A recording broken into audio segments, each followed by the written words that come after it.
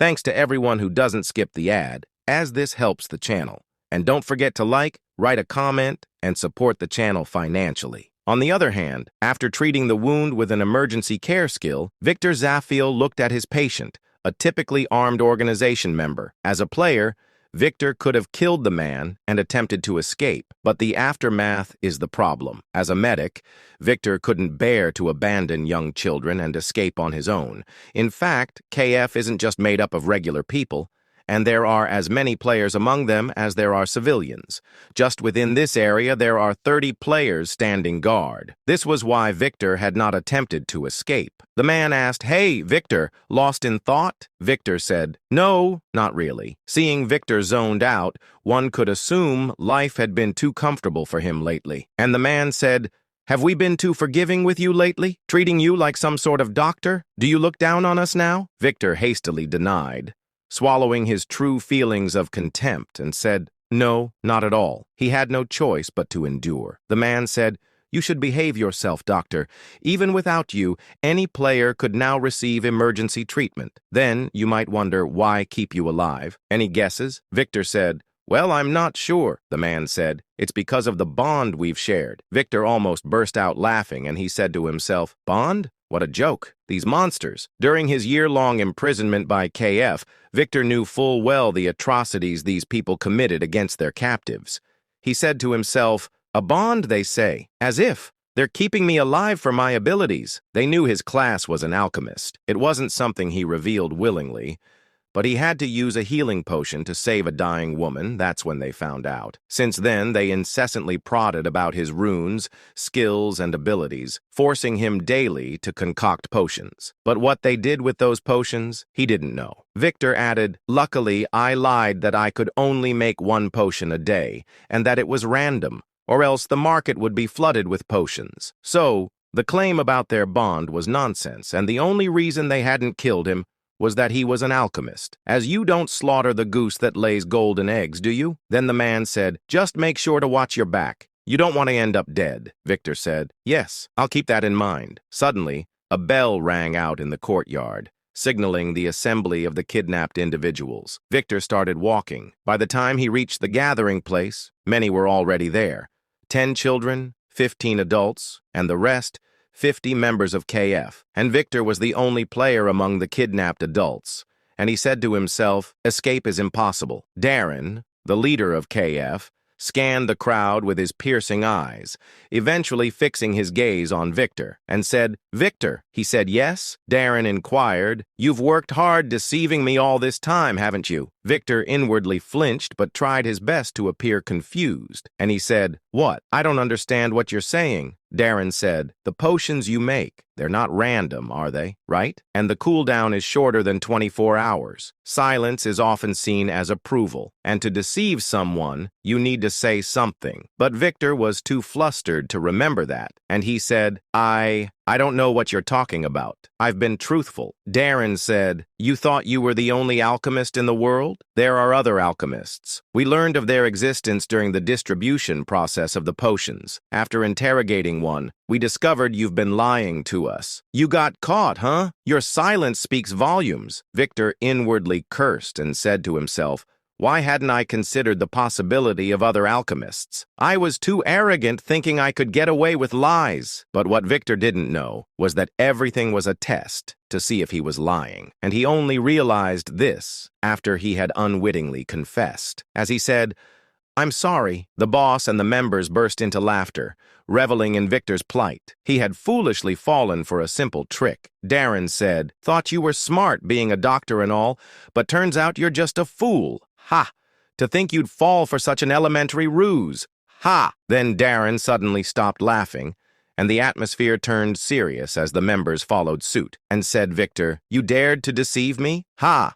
Must have been fun, right? Laughing at the foolish boss who fell for your lies? Ha! Fine. I admit it. I was a fool. But you see," then his sinister gaze shifted towards the children, and he said, "I don't take deception lightly." At his signal, a member grabbed Ricky, a child. Victor said, Why are you doing this? Let go." Darren said, "That kid seems quite fond of you, huh?" As Darren sneered, Victor felt a wave of anxiety, and in that brief moment, he regretted not attempting to escape with just the two of them. Darren inquired, "Why befriend a kid? What is this? A daycare?" Victor said, "Please, I beg you, I lied and I'm sorry." He said, "Oh, I'm not doing this just to receive an apology." Then a dagger appeared in Darren's hand. As a level 40 assassin player, he positioned himself to throw the dagger, and he added, "I'm seeking compensation for your deceit.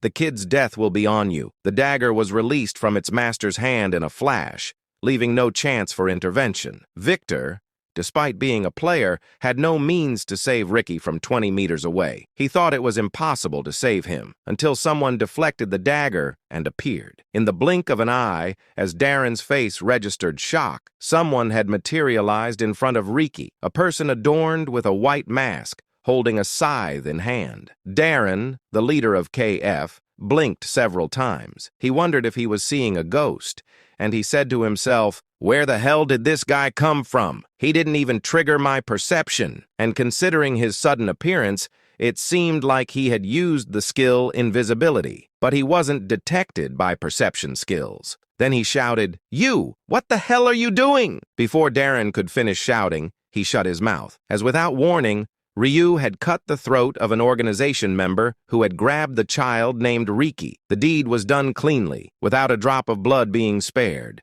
and then he even had the leisure to hand the child over to Victor. In contrast, Darren couldn't afford such leisure. He was so tense that sweat beads formed on his forehead, and it was only later that he noticed the man was wielding a scythe, and he said to himself, "A player who uses a scythe as a weapon." There was one figure who came to mind almost synonymously. Black Scythe. His nationality is unknown, but always topping the global rankings. And among players worldwide, he was known as a monster. Darren said to himself, "Could it be that Black Scythe?" No, just because the nickname in the class is Reaper and he's known to wield a scythe doesn't guarantee it's him. Darren hadn't seen it himself, and whether Black Scythe used a scythe wasn't certain. It was merely speculation, and he said to himself, "No." But that movement, it was extraordinary, not the skills of an ordinary player. He wanted to check again, and the dagger, flying at almost bullet speed, was aimed directly at the child's head. However, the white mask's scythe blocked the dagger once again. This time, Darren clearly saw it, and he said to himself, it wasn't a coincidence, predicting the trajectory of the flying dagger and accurately blocking it with the scythe. He had suspected, but this was no ordinary fighter. Then he said to himself, "Blocking my attack twice. You're no ordinary guy, huh? But no matter where you came from, you've chosen the wrong opponent." And it seems he woke up today and decided to play the role of the hero of justice. But reality is different. Darren smiled and said to himself, "At my command, all his subordinates here would turn the hostages into sieves with their gunfire. How could he block a hail of bullets alone? Let's see if you can protect the children." With a devilish smile, he was about to command his subordinates. But Darren's eyebrows twitched. The opponent vanished conspicuously. Darren asked himself, what? Didn't he use invisibility just now? There should be a cooldown, but he used it again. Moreover, the astounding part was that using invisibility made him disappear from perception. Darren said, "Impressive, but that doesn't mean I can't give the command." But Darren couldn't even continue his thought, and a tremendous force from behind crashed his face into the ground. Then, the white mask, who had appeared behind him, tightened his grip on Darren's neck. Darren wanted to issue a command, but was unable to. But his subordinates wouldn't just stand by and watch their boss be subdued, and one shouted, "That bastard! Save the boss!" But the man subduing their boss was smiling under the mask. Victor couldn't close his mouth, and he inquired, "How did this happen? He's taking on so many by himself." It was too one-sided to be considered a fight. The players were being sliced apart like moths to a flame.